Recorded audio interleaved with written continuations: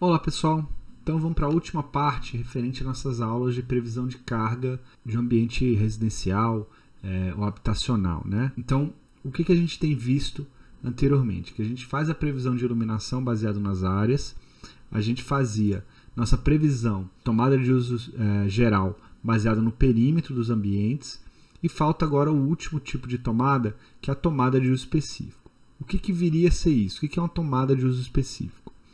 A tomada de uso específico, gente, é aquela tomada que a gente sabe, ao contrário do uso geral, que a gente não tinha muita noção de como a tomada seria utilizada.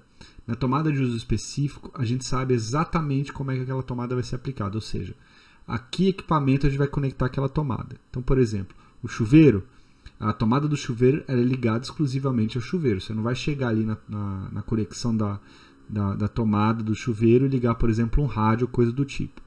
Mesma coisa vale, por exemplo, para o ar-condicionado, para um forno elétrico ou para um equipamento com potência mais elevada.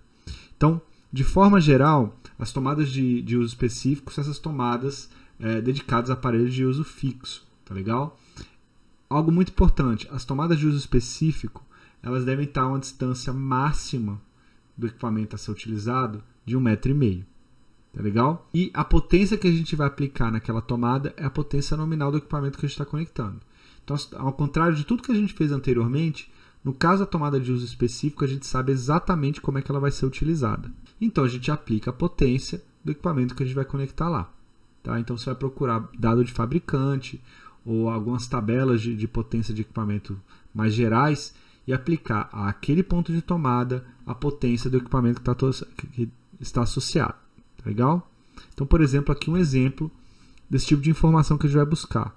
Então, aqui na esquerda, a gente tem alguns dados referentes a um chuveiro elétrico. Então, procurando aqui, eu vejo que a potência nominal desse chuveiro é de 6.800 watts. Então, quando eu marcar meu ponto de tomada lá no projeto, ou quando for fazer minha tabela de previsão de carga, eu vou colocar aqui para aquela tomada de chuveiro, né, aquela tomada de uso específico referente ao chuveiro, a potência é de 6.800 volt-amperes. No forno aqui, algo similar. Eu vou procurar o modelo, vou procurar a tensão de alimentação e vou ver a potência daquele forno. Tá legal? Então, por exemplo, nesse caso aqui, eu teria uma potência de 2.100 watts. Então, eu vou colocar lá na minha tabela 2.100 watts. A gente não está mais seguindo uma regrinha fixa, como a gente fazia anteriormente. Agora, cada equipamento vai ter sua potência específica.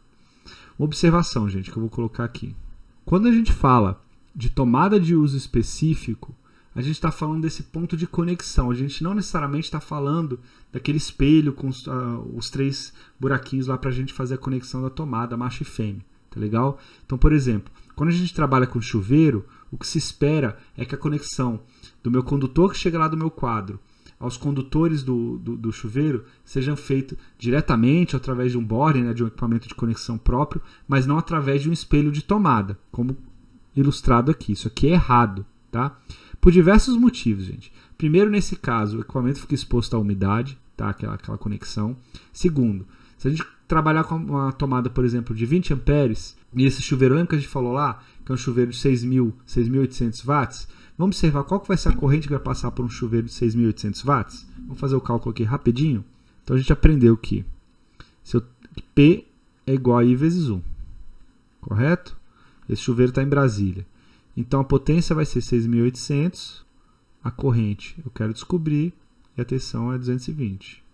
Então, consequentemente, a minha corrente vai ser igual a 6.800 dividido por 220. Isso vai ser igual a quanto? Isso vai me dar uma corrente passando pela tomada de 30,9 amperes. Está bem acima dos 20 amperes que minha tomada aguenta, correto?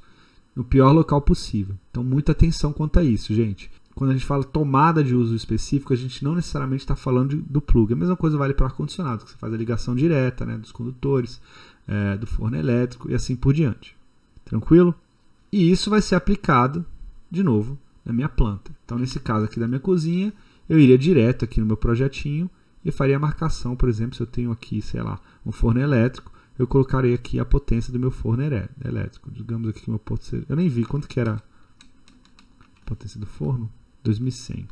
Então eu coloco aqui que é a potência do meu forno. Eu já estou desenhando aqui, mas o que de fato a gente faz é alimentar esses dados numa tabela de previsão de carga. Tá? similar a essa que está na tela. Então o que acontece?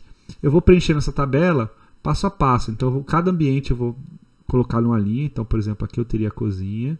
Eu colocaria a área da minha cozinha aqui, o perímetro que eu calculei, e eu preencheria aqui os valores calculados anteriormente. Então, salvo engano, eu falei ali que eu teria 4 pontos de iluminação para minha cozinha, tá?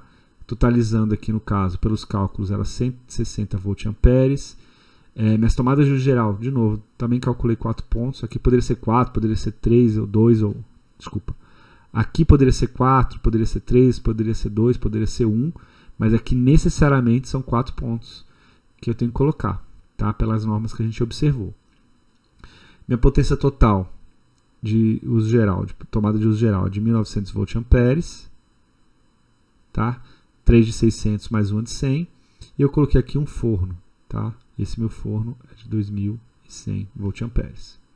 Então eu preenchi aqui a minha primeira linha e eu vou fazendo isso para cada ambiente. E é o que a gente vai fazer na próxima aula. Então o que eu recomendo? Peguem essa planta baixa que está aí na tela e resolvam para todos os ambientes a previsão de carga. E vamos comparar com o exercício resolvido no vídeo seguinte. Beleza? Então até o próximo vídeo, gente.